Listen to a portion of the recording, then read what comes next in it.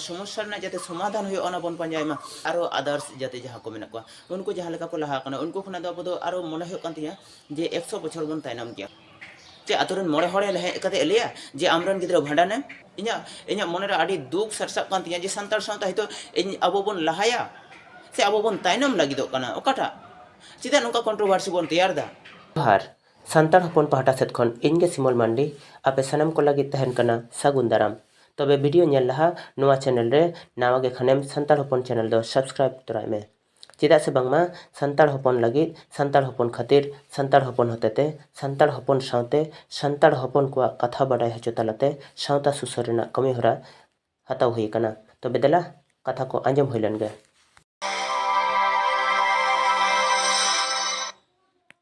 तेन समाज रे अडी आयमा किछु हाना नवा नियम दा चिलका ना तो मेटांग समाज ठीक गया से समाज ना अरे चले ठीक गया से नहा से अगाम से नगाम ओकाटा हो ठीक बन नियम दा तो सनाम रगे क्वेश्चन हिजु कना जहाना कमिया ओना जहां रगे तो क्वेश्चन हिजु कना इन नोका कते इन मने जे इन समाज रे किछु जिनिस इन कमिया एनखान ओना जिनिस बांग कान ओना चिलका जे ओई रिसेंट रिसेंट आयमा किछु के आंजम कना ओई जातिगत विदेश नेल में सर्टिफिकेट गत विदेश नेल में एई कामी बाखराते नेल में विदेश एई धर्म बाखराते विदेश नेल में एई धर्म मानव बताते विदेश बुंगा बुरु बता व्यवहारते विदेश माने आरि चालिते विदेश हक ओइदरते विदेश तारपरे अबुना मन महत्ते विदेश अबुना नौका आयमा किछु गे नौका बहरे एतो किछु हिजु इनकना आर नोना तो सोशल मीडिया नौका चबा कना चिदा हमेशा यूट्यूब नेल लेखान गे नौकान जिनिस आयमा किछु मेड रे सदरोआ आर लुतुर हा ताकिरोआ जे नौका नौका हिजु कना नौका नौका समाज रे होयो कना तो उनका उना हिसाब ते इन मनेया कि अब तो एनखान माने छातिक जाति जहां लेका को लहा कना से आरो अदर्स जाते जहां को मेना को उनको जहां लेका को लहा कना उनको खना दो अब दो आरो मने हुई कान तिया जे 100 बछर बन तायनम गया चेदा से बांगमा उनको साथ ताहे ताहे किंतु है उनको आयुरिया लेखाते दो अब तो बन उनको सुतो कना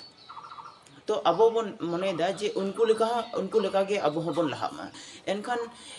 उनको लेका लहा लगिते चे तबन दरकार दे मैं इन मने जे सावता रे नोका के जतो हर के बन लगावा कना जतो हर के बन लगावा कना जे अबना समाज बन लहाया अबना सावता बन लहाया अबना आरिचले बन लहाया अबना मन महत बन लहाया तो सनम रे जखन मेटा हरे लहा कना एनते मेटा समाज जखन लहा कना तखन दो भूल भ्रांति होयो कना मेटा हर जखन कमी दा नाना हुनर मेटा भूल भ्रांति हिजु कना से मनका के कना तखन दो किंतु उनी दो अको हम बाको दो दाराम कना से अको हम बाको मेताय कना जे बाबू नोवा दो नोंका लेखान गे भाई को यार से नोंका दो नोंका गे बगिया एनखान अब तो बन चिका किदा बाडाय आर बाय बाडाय बन बाडाय लेदा किंतु ओना जायगा रे चे मेताय हे नोवा नोंका किदा रागिते बारिया कथा मेता दिया तो ओना जो मेटांग मेन ये दे वे दो बांग कना जे मेटांग हर मेटांग गिद्रा सेना हचरन तो सेम उनका कते गे जखन उनी तो मेटांग बोतर नाय तो जे इन इस नोवाइन कमी किता तो नोंका मेता दिया तो एनखान उन दे मेटांग बहर बोलो आय बोतर पेस्टिज मेटांग हे लाजाव तो ओना जायगा रे एनखान चे द्वितीय बार उनी दो बाय क्वेश्चनिया ताले एनखान जहाते मनेते कराय ते एनको ओना जायगा रे उनी किंतु बाय लहा दाड़ियाय कना तो सेम उनका कते गे अबोरन गिद्रा अबोरन समाज रेन हर नोनका कते गे अब एटकेटोरे को फेला अब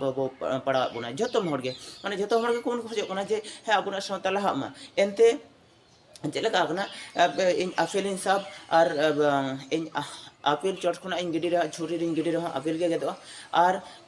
आपेल रे जति चट खुना छुरी गिडिया तो छुरी ये के गेदो ओना आपेल के गेदो तो सेम उनका कते गे अब जहां से कते गे अब कमी बन से किंतु अपना सावता तो सुसुर इदी अतो लहा इदिया इन उनका मनिया किंतु नोआ जायगा रे नोय किछु दिन मध्य उनका नियम दा जे अबना समाज रेन बेस किछु हर ओकय कना कोइन दो बइन बडाया तिना बुद्धिमत्ता मेना अंत को बइन बडाया से इnya बुद्धि के कम गेतिnya ओना हो बइन बुझो दरे कना तबे इnya मन आय उमन ते नोकाय लेदा कि अरे समस्या दो चिदा बन नेलदा समस्या दो अब आलबन पंजाय मा समस्या ना जाते समाधान होय ओना बन पंजाय मा तो रिसेंट मेटा जिनिस होय किछु दिन रेना आयमा किछु जिनिस जे ओलो पढ़ा रेना व्यापार समाज रेना व्यापार जातियारि रेना व्यापार धर्म रेना व्यापार मन महत रेना व्यापार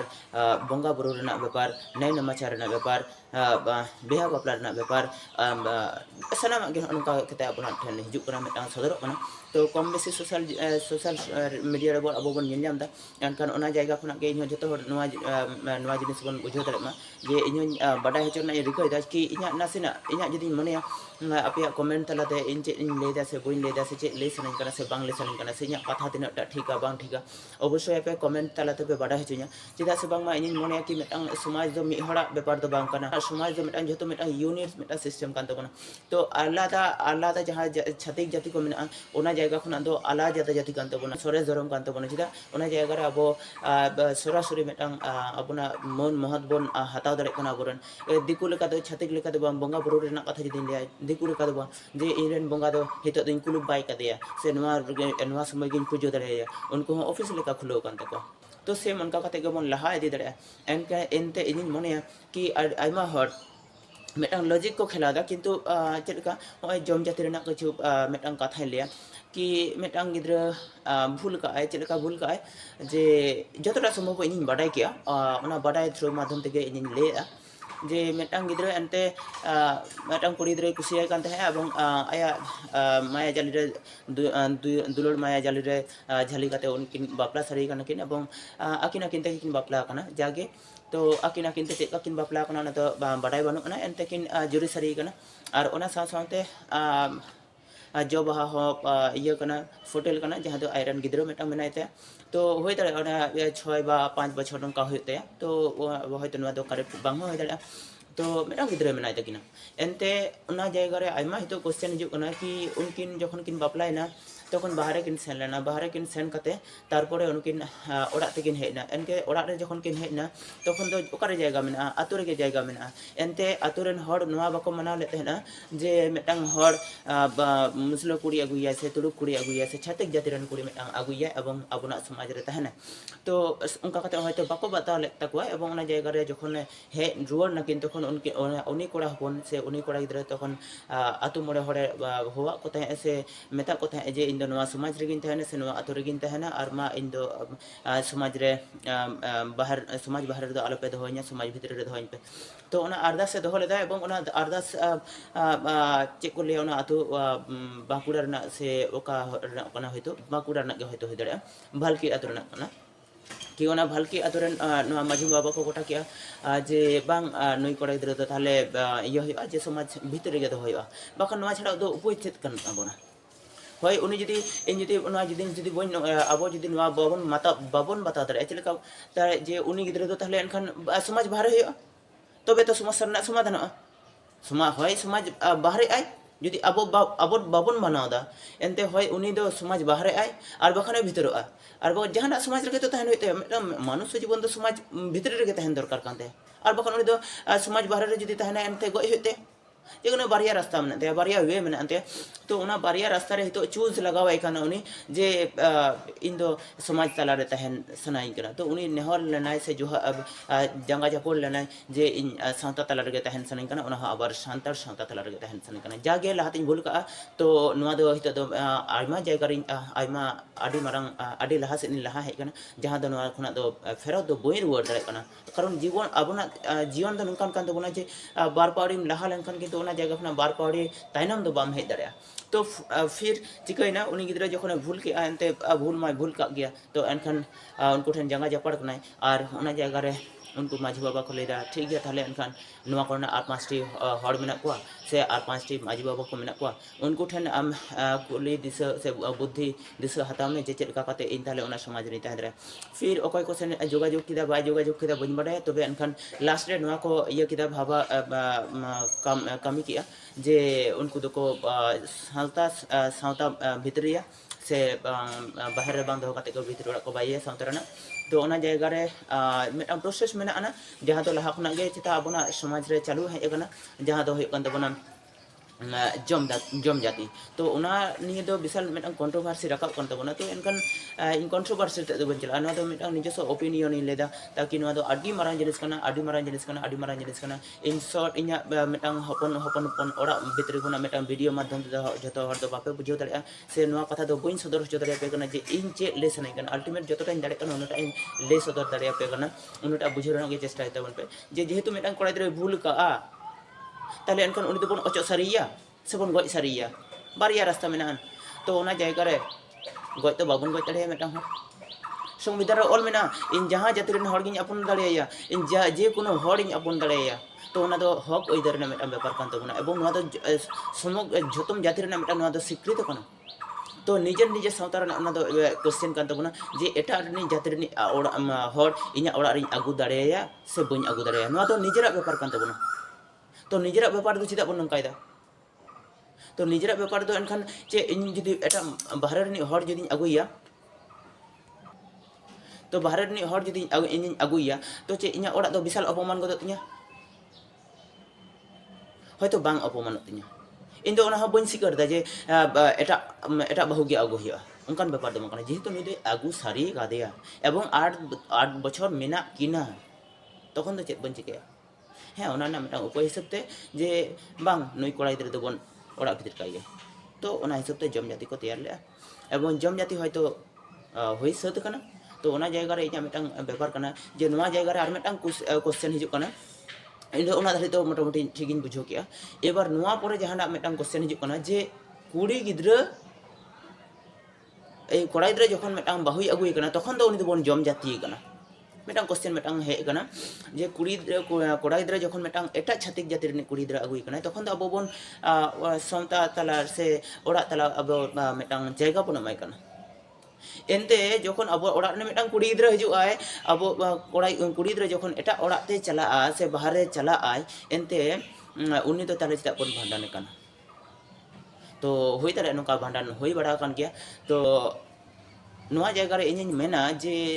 जेहेतु मिदटां कुड़ी गिद्रा कोड़ा गिद्रा मिदटां नेचारली फाड़ाक दो मेना ताबोन गया सानाम हर गेबोन बाड़ाया मिदटां नेचारल फाड़ाक दो मेना ना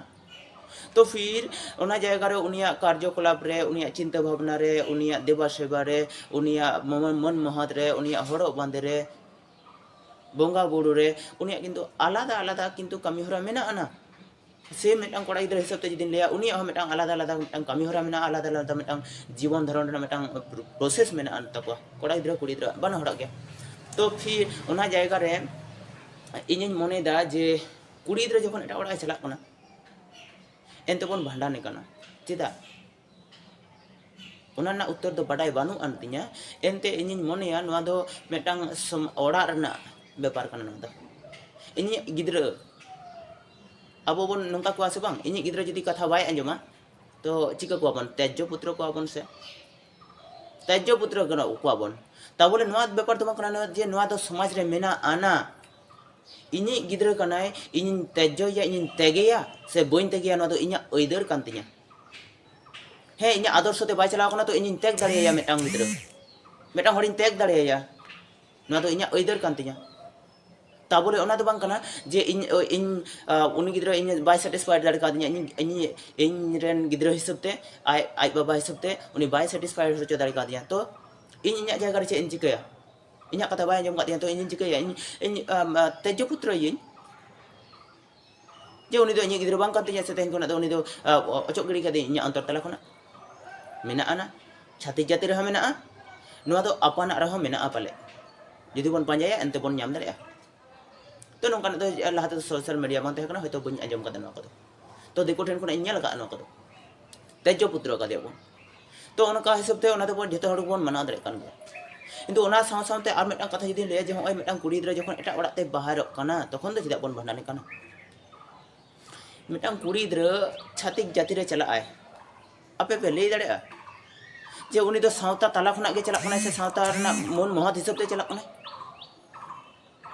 उनी की सावता रना नियम आरी ते चला कना उनी कुड़ी गिद्रा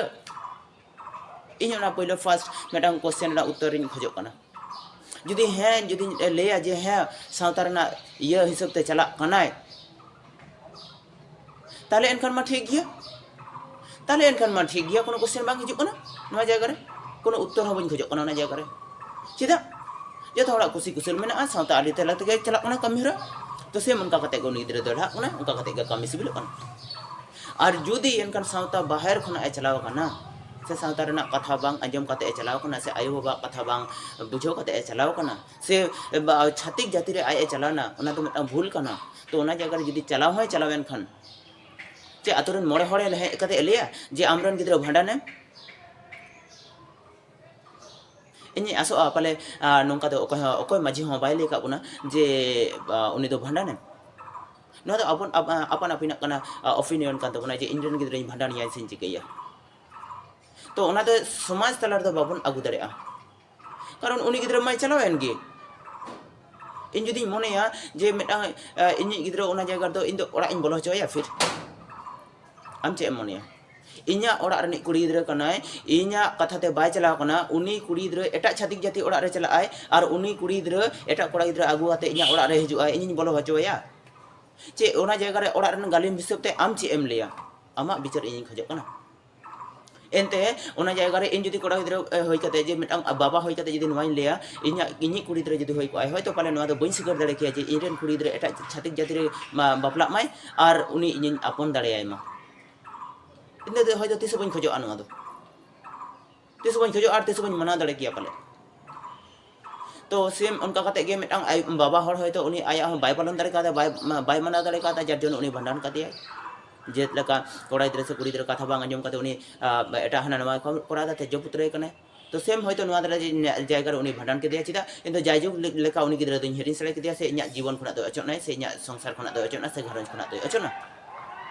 to ona khatir ke pale hoyto bhandan do kana ar ona jayga re inya do chet osubida kan tinya nya che uni ki aro inya sawta tala re aro ruwar hiju ai अच्छा उनी की छातिक जाति कोड़ा रे जदी छातिक कोड़ा रे जदी चलावेन खने ताले तो इnya समाज रे ताले की इnya बहुत तुल कते इन तहे दरेआ से उनी कुड़ी गidra बहुत तुल कते हे दरेआ किंतु ओना जायगा को हितो दो चेका कान तबोना हितो दो अबोना सावता संतार सावता आर एटा छातिक जाति रेना जहां को संविधान को मेना अन तबोना ओना हिसाब दो हां बोन लहा दरेआ एंते अबोना संतार सावता तो जुदा ᱧᱚᱜ ᱜᱮᱭᱟ नासेना बन चिंता करते बन लेखन अब तो जुदा ᱧᱚᱜ ᱜᱮᱛᱟ ᱵᱚᱱᱟ किंतु ओना को बाबन भाबाव दाड़े से बाबन बताव दाड़े गया तो इन होंका कते के बन बताव दाड़े कना तो फिर उनी जे भांडानियन ओना तो मोड़े हर दो बाय लेयन कना पाले से आतु मोड़े हर दो बाय लेयन कना पाले से माझी बाबा तो बाय लेयन कना पाले ओना तो इन तिगिन दिसैदा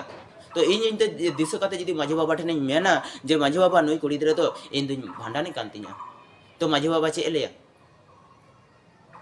माझी बाबा ले दाड़ेआ जे इन दो बन भांडान तमा मेनते चेदा ओड़ा नि गाली में लेदा मेनते ओड़ा नि गाली में लेदा जे ओना जायगा रे भांडान एखाने भांडानिया तो जतो हर के आड़िस को बुझवा पाले नवा जायगा रे तो ओना हिसाब ते मैक्सिमम हर को भांडाने को पाले तो नवा ना दो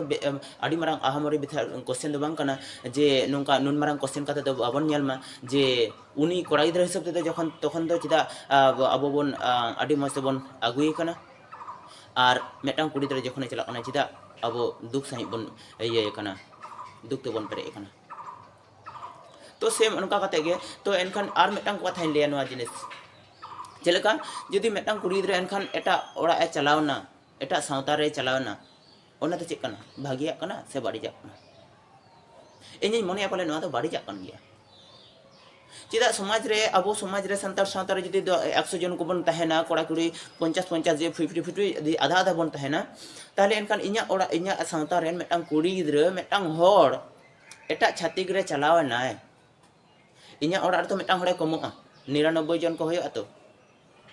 100% कोना 99% को होयो ताले इnya आर मेटांग परसेंट मेटांग होड़ दो उनी दो छातिक जाति रे चलावनाय ताले ओकोय लाभ होइना मेटांग समाज से कते जदी नेला ताले एनखान एटा समाज रन होड़ा लाभ होइना तो जे आकोरन मेटांग होड़े बिसियन तकवा आकोरन मेटांग होड़े बिसियन तकवा एबं ओना जायगा रे आबोरन मेटांग होड़े कमेंट ताबोना मैन पावर मेटांग कमेंट ताबोना किंतु संगे आकोरन मैन पावर मेटांग बिसियन तकवा तो ओना जायगा रे ताले एनखान चेत इन चिकाया जाते मेटांग कुड़ी गिद्रा जे द्वितीय बार दे जाते मेटांग बोतरो माय और समाज रे नवा दो आबोना दो बांग चल कान ताबोना ओना तो मेटांग कुड़ी गिद्रा सिखनत हिसाबते से समाज रे प्रचार हिसाबते पाले नवा जिनिस जको करावे पाले इनी मने नोंका गे जे नोंका दो बाको करामा हां कुड़ी गिद्रा कनाय कुड़ी गिद्रा तो जाति बांग तहेना चिता को लिया कुड़ी गिद्रा चिता जाति बांग तहेना चिता इनी आंजम कदी नोंका तो इnya बाडाय बानुना चिता मेटांग ओड़ा खना आर मेटांग ओड़ा चला जखन आर मेटांग कुड़ी गिद्रा मेटांग आपा बारे ओड़ा खना जखन एटा कोड़ा ओड़ा चला से जमाई ओड़ा चला तखन तो चिता हानकुआ जहां को मेना अन तकवा जाति मेना अन तकवा ओना जाति रे जाति तला तो इन कथा हयतो भूल होय दाड़ेया तो इकन खोजा जुदी भूल खान तो एनकान ओना जायगा रे अब सानाम सान्ताड़ हर गेबोन बाडाय गया तो उनिया जाति धर्मे हतावा तो एनते उनिया जाति धर्म जुदी हतावा ताहले एनकान नोआ जायगा रे दो हानिया जाति धर्मे हतावा किन्तु अब समाज से कते दो बाबोन मने दाड़े कना जे उनी कुड़ी गिद्रा दो हाना जाति रे चलाना तो रागी अड़िसते ओना जिनिस बोन कोड़ा दा पले तो नोआ जायगा दो रूल्स दो नोंका दो कोड़ा दो बांग लागती कान तबोना किन्तु ओना जायगा रे जुदी जहाय गे कोड़ा के खाने ताहले एनकान चेत चिका गानो जहाय भूल के खान चेत चिका गानो ओना हर उदुक तबोन पे बया को मेटांग हर जहां रे अबोना बांग कमी गानो ओंकाना कमी जुदी आए कमिया एनते चेत दशा होई दाड़ेया ओना सिखनत एमा को होयोआ प्रत्येकटी गिद्रा प्रत्येकटी कुड़ी गिद्रा प्रत्येकटी कोड़ा गिद्रा यंग समाज रे जहां को हारा कना को पुरुक कना को जहां मई ताको बाबू ताको उनको जुदी नोआ दिन से बोन उदुक दाड़े को ताहले होयतो अबोना अपकमिंग जहां सावता बना ओना तो किंतु आडी कटे बना एनते हितो नोआ समाज रे नेल दा हितो सोशल मीडिया रे होन नेल दा जे ती काटु के जतो हर को उदुक दा जे हे माझी बाबा नोआ दन चिदाम नंका केदा से हे मोड़े हर चिदा पे नंका केदा नोआ दो हे से हे आतु हर चिदा पे नंका केदा नोआ दो एनते मेटांग हर हो मेटांग सॉल्यूशन बाको एमदा जे नोआ दो नंका लेखान भागे को आ मेनते